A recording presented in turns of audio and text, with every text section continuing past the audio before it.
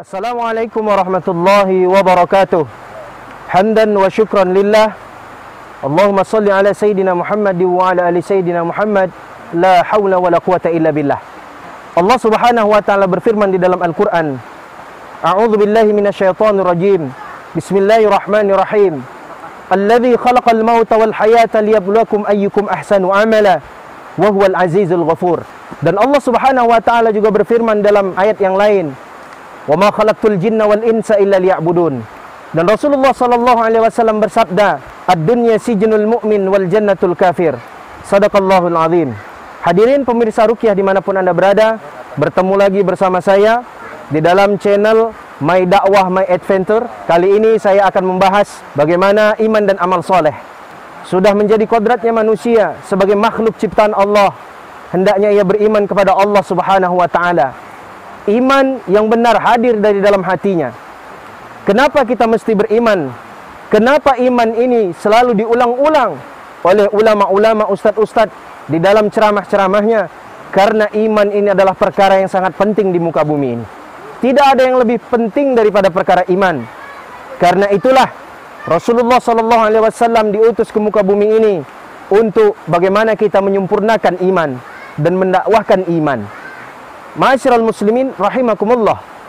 Maka karena begitu pentingnya iman ini, sehingga Allah subhanahu wa ta'ala menghadiahkan iman bagi seseorang hamba, meskipun hanya memiliki iman yang benar hanya sebesar biji zarah, maka Allah subhanahu wa ta'ala menghadiahkan surga yang luasnya 10 kali lipat dunia. Ma'asyiral muslimin rahimakumullah.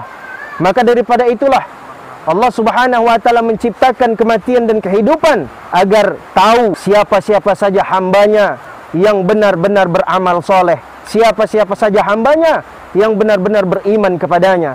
Dan dialah Allah subhanahu wa ta'ala yang maha agung, yang maha besar dan maha pengampun.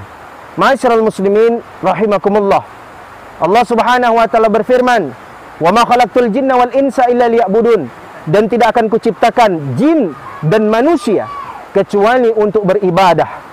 Maka maksud dan tujuan hidup kita di muka bumi ini adalah tidak lain tidak bukan untuk beribadah, illa liya'budun. Maka apabila seseorang hamba menjadikan maksud dan tujuan hidupnya adalah beribadah, maka mereka menjadi orang-orang yang bahagia. Akan tetapi bagi mereka dunia sebagai maksud dan tujuan hidupnya, maka mereka dalam keadaan sia-sia. Hadirin maka Allah subhanahu wa ta'ala, di sini bukan berarti kita tidak boleh mencari dunia, bukan berarti kita tidak boleh mengumpulkan dunia. Akan tetapi dunia hanya sebagai keperluan, dunia hanya sebagai sarana prasarana kita menuju menggapai ridhonya Allah subhanahu wa ta'ala. Banyak di antara kita yang mereka merubah daripada maksud dan tujuan hidupnya. Maksud dan tujuan hidupnya bukan beribadah lagi kepada Allah subhanahu wa ta'ala, tetapi maksud dan tujuan hidup mereka adalah untuk mengumpul-ngumpulkan dunia, untuk mengejar-ngejar dunia, sehingga mereka lupa akan tujuan akhiratnya. Ma'asyiral muslimin rahimakumullah. Maka Rasulullah SAW pernah bersabda dalam sebuah hadis yang diriwayatkan daripada Abu Hurairah radhiyallahu an, idza 'azamat ummatid dunya nuzi'at minha haibatul Islam, wa idza tarakatil amru bil ma'ruf wan nahyi 'anil munkar hurrimat barakatul wahyi, wa idza tashabat ummati saqatat min ainillah. Yang artinya dari Abu Hurairah radhiyallahu an bahwasanya Rasulullah sallallahu alaihi wasallam bersabda, apabila telah masuk keagungan, kecintaan dunia ke dalam hati-hati hambaku, maka akan dicabut kehebatan Islam dari dada-dada mereka, akan dicabut kehebatan Islam dari dalam hati mereka. Maka tidak ada terkesan lagi dalam amal. Selesai mereka sholat pergi saja tanpa doa. Selesai mereka sholat tidak ada zikrullah. Wa la yadhkurunallaha illa qalila. Dan tidaklah mereka berzikir kepada Allah kecuali sedikit saja. Hadirin yang dimuliakan Allah subhanahu wa ta'ala. Maka daripada itu hendaknya kita sama-sama senantiasa memperhatikan hakikat, maksud dan tujuan hidup kita. Untuk apa kita diciptakan? Hadirin yang dimuliakan Allah subhanahu wa ta'ala, pemirsa Ruqyah dimanapun Anda berada, manusia diciptakan untuk beribadah, jin pun diciptakan untuk beribadah. Jin dan manusia adalah makhluk yang mukallaf, makhluk yang nantinya akan dihisap oleh Allah Subhanahu wa taala atas syariat yang telah diturunkan kepada nabinya dan disampaikan kepada umat-umatnya.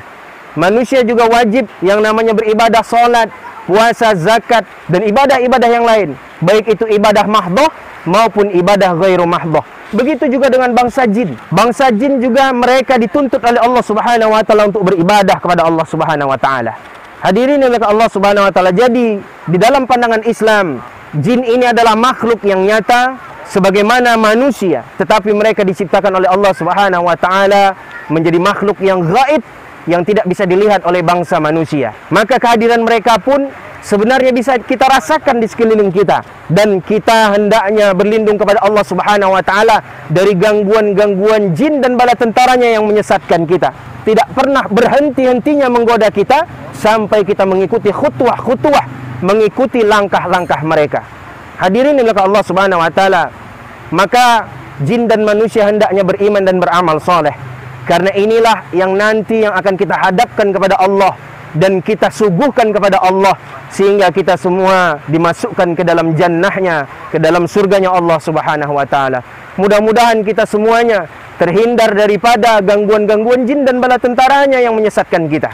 Mudah-mudahan kita semua diistiqomahkan oleh Allah Subhanahu wa taala hingga kita beramal soleh, istiqomah dalam amal, dan kelak kita akan dikumpulkan di surganya Allah Subhanahu wa taala. Demikianlah, mudah-mudahan bermanfaat untuk kita semua. Kurang lebihnya mohon maaf. Wabillahi taufiq wal hidayah. Assalamualaikum warahmatullahi wabarakatuh.